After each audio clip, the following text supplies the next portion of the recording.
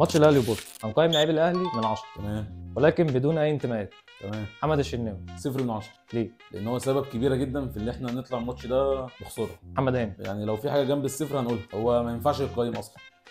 اشرف داري اشرف داري لا ما ينفعش يبقى موجود في دفاع الاهلي. هو ومحمد هاني سبب كوارث كتير حصلت. صفر. احمد رمضان بكر خارج التقييم، ده حد لسه ما قدمش اي حاجه مع الاهلي فما نقدرش نحكم عليه دلوقتي. كوكا لا لعيب راجل وقدم ماتش كويس جدا. حمدي فتحي حمدي فتحي مش ده حمدي فتحي بتاعنا. 4 من 10. بن رمضان لعيب عالمي، لعيب عالمي ملوش حل ومستقبل كتير جدا لخط وسط الاهلي ولتونس عموما. كام من 10؟ 8 من 10. تريزيجيه تريزيجيه لا مش تريزيجيه بتاع الاهلي، مش ده تريزيجيه اللي قبل ما يطلع من الاهلي، فهو تريزيجيه 4 من 10. زيزو لسه في احسن من كده. اول ما امام جه كان نفس المستوى ده، بس زيزو لسه قدم احسن من كده. 6 من 10 حلو قوي. شحات هو خلاص بطل كوره شكرا كده معايا، يعني 2 من 10 كده وجنبها بوسه كمان. وسام ابو علي عالمي.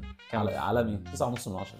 ده اقل تقييم ليه. ده بسبب الهاتريك اللي جابه ولا بسبب الهاتريك وادائه وتركيزه في الماتش. عمر كمال لاعب كويس وهيجي منه، يعني 2 من 10. جرادي شاور مش واخد فرصته عشان وسام بيبدا السي على طول، فهو مش واخد فرصته، بس لو خد فرصته هيبقى عالمي جدا. كام من 10؟ 5 من 10. بن شرقي ضيع كتير بس برضه لسه اقول لك هو لسه ما خدش وقته، لسه ما اندمجش مع الفريق، الكلام ده كله. 6 من 10 حلو قوي. قفشه قفشه لا خلاص، هو قفشه كده كده هيروح ماشي، ملوش تقييم. علي ديانج عالمي قسما بالله، صفقه ملهاش حل. انا مش عارف ده ليه كان قاعد على الدكه الفتره دي كلها من اول ماتش كاس العالم.